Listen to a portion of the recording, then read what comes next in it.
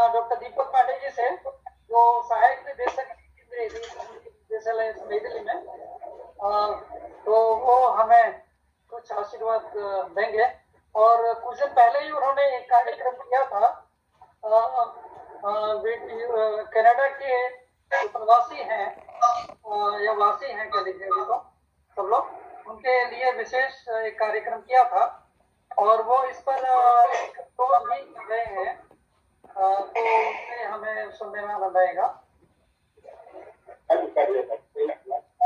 गोपाल, आदरणीय गोपाल जी, बहुत बहुत धन्यवाद आपको मुझे आमंत्रित किया।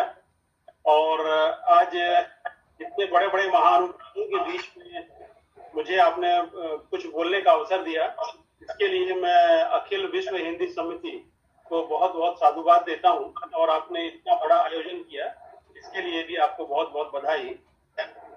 अखिल विश्व हिंदी समिति टोरंटो शिक्षक दिवस और भारत के पूर्व राष्ट्रपति डॉक्टर सर्वपल्ली राधाकृष्णन के जन्मदिन के अवसर पर गौरवपूर्ण कार्यक्रम आयोजित कर रहा है।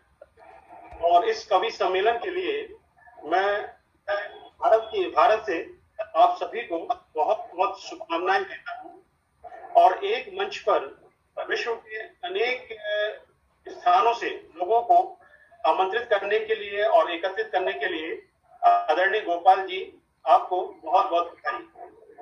आज के कार्यक्रम में हमारी मुख्य अतिथि भारत के कॉन्सुलेट जनरल टोरंटो से कॉन्सुल जनरल आदरणीय अपूर्वा श्रीवास्तव जी जुड़ी हुई हैं। मैं उनको सादर नमन करता हूं। सम्मानीय अतिथियों और इस ई प्लेटफॉर्म में भारत, कनाडा और विश्व के अनेक देशों से सब जुड़े सभी सुधीजनों, विधवा समाज का मैं हार्दिक अभिनंदन और नमन करता हूं।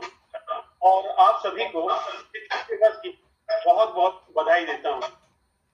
आप सभी जानते हैं, जैसा कहा गया अभी भी, कि भारतीय संस्कृति में गुरु को ईश्वर से भी उच्च स्थान दिया जाता है।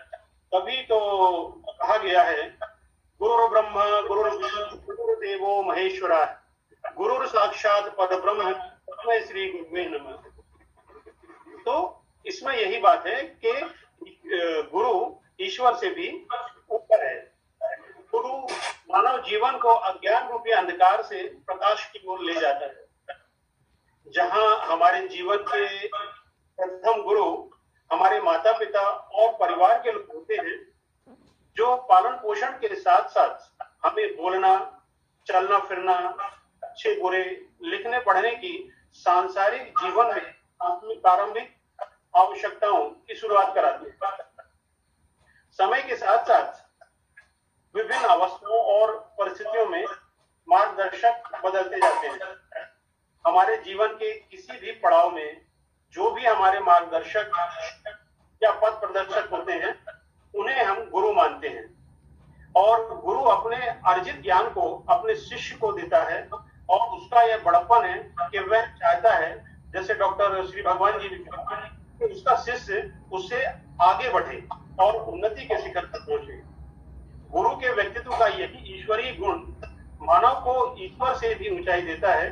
तभी तो संत कबीर दास जी ने जो कहा है, जिसकी चर्चा हो गई, कि गुरु गोविंद दो खड़े ताके लागू पाए, बलिहारी गुरु आपकी गोविंद को बताए। इसी प्रकार और एक बात और भी कबीर दास जी कहते हैं कि सदगुरु की महिमा अनंत, अनंत किया उपकार, पूजन अनंत उहाड़िया, आनंद दिखावन हार। तो नैतिकता एवं जीवन मूल्यों के संरक्षण एवं संवर्धन का कार्य शिक्षक का प्राथमिक दायित्व होता है। और समाज के श्रेष्ठतम आदर्श को अपने जीवन में आत्मसात कर वह युवा पीढ़ी को प्रेरणा देने वाले शिक्षक की भूमिका कालजयी हो जाती है और वह अमर हो जाता है। आज वैश्विक स्तर पर गुरु या शिक्षक, इनका महत्व हर किसी हर समाज में व्याप्त है और लोग गुरु की महिमा के बारे में जानते हैं। आज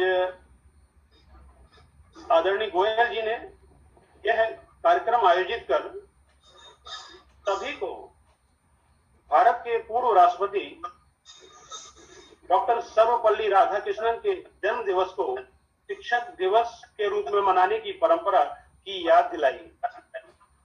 राधाकृष्णन जी शिक्षा को मानव जीवन के लिए अनिवार्य और आवश्यक मानते हुए अध्यापक को समाज के उत्थान के लिए महत्वपूर्ण स्रोत मानते थे। इसलिए वे शिक्षक का बहुत सम्मान करते थे और उन्हीं की याद में यह दिन 5 सितंबर को शिक्षक दिवस के रूप में मनाया जाने लगा। वास्तव में मानव जीवन को दिशा निर्देशित और उचित राह पर चलने के लिए प्रेरित करने वाले सभी मार्गदर्शकों के प्रति श्रद्धा और सम्मान की कबीर के दोहे से अपनी बात समाप्त करता हूँ कि गुरु बिन ज्ञान न उपजे, गुरु बिन मिले न मोश, गुरु बिन लखे न सत्य को, गुरु बिन मिटे न दोष।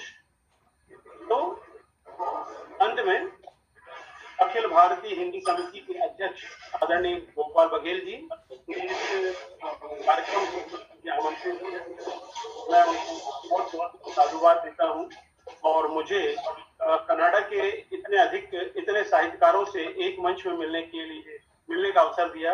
मैं उन सबके प्रति आभार व्यक्त करता हूँ और उन्हें प्रणाम करता हूँ। बहुत बहुत धन्यवाद। बहुत अच्छे डॉक्टर दीपक पांडे जी, आपकी बात सुन के आनंद आया। तो